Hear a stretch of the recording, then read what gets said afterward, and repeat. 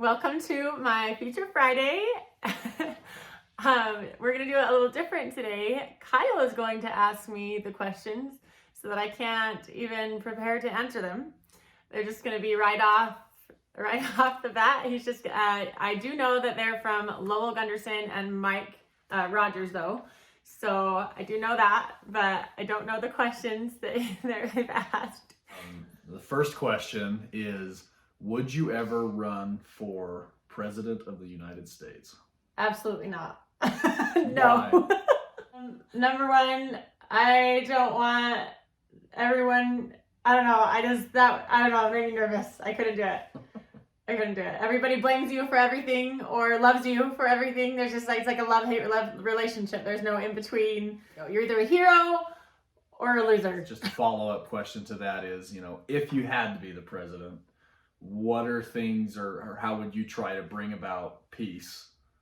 World peace. It's the world peace. It's the model world peace question. World peace. Okay. How would you bring it about? Number one, it's not just, you can't do it on your own. You need the whole world to kind of jump on board. Well, I just think it starts kind of by example. You lead by example. If you're a peacemaker, people notice. I guess look at anyone you look up to. You want to kind of emulate the people that you look up to, the people who are your heroes, and quit fighting, quit arguing. Racial injustice should never be an issue. We're all God's children. We're all cut from the same cloth. We may grow up differently and grow up in different environments, but we're all people. We all want to be loved. We all want to be accepted. And if we look at each other as equals, everyone's an equal, then what fight is there? There shouldn't be fight. Callie's a great example of being a peacemaker. So I do think that you'd be a great job of that. Okay, so follow up again to the president question, Lowell. Sorry, Lowell, if I'm pronouncing your name wrong, but he wanted to know if he could be your foreign liaison officer so he could get free travel. Ooh, but I can't afford that quite yet. No.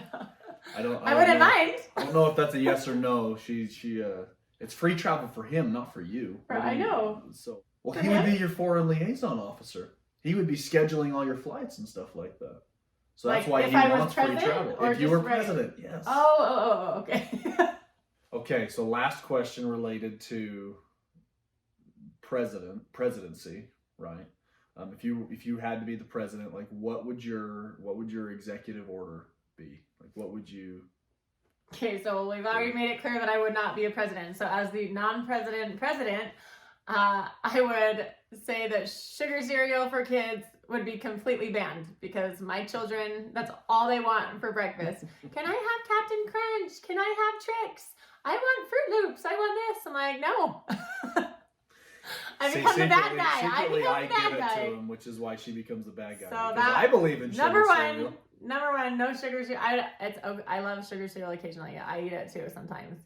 She does it for Christmas presents, and I'm like, that's not a Christmas present, darn it. So surprisingly, I don't do that anymore. I used to get them for Christmas presents, and I thought it was awesome. You did it this Christmas. You did it a month ago. I don't do that anymore. You did it a month ago.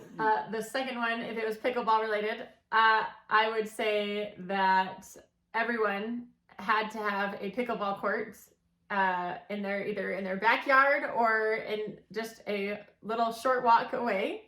Are those your executive orders? Those would be my. See, I'd make a horrible president. I expected to make an executive order of requiring free chocolate somewhere once a week or something like that. Okay, if I did that, it would be to have a Cummings Studio chocolates in every state. So anytime I'd go anywhere. Every state? Okay, every city. My God, now we're just getting crazy. All right, which U.S. president do you think would be the best pickleball player? That's alive right now? No, just Okay. Here's the ones that came to mind, right? Okay, I was thinking George Washington with his cool hair. He's got the cool ponytail going. What does that have to do with hair? pickleball? Okay. Because they wore the wigs. They wore the wigs back then, and so you'd always have to, watch out for your wig to fall into the kitchen. That would make him a bad pickleball player, not right, a well, good that'd one. be Kennedy. I would pick Kennedy. Why? Because he looks the most athletic to me. Of all the pictures of the presidents, Kennedy would look the most athletic. So I think he would make the best. Okay, last question. Of your friends, who would you vote for if they ran for president? Who would you nominate to run for president? Okay, Things I've got about two. to get real. I've got two. The first one I would nominate would be Tyler Wren. He is, That's a good answer. I feel like, very politically versed and up to date on everything. The other one I would pick would be Chuck Taylor. Because I wouldn't vote for Chuck. No, I'm just kidding.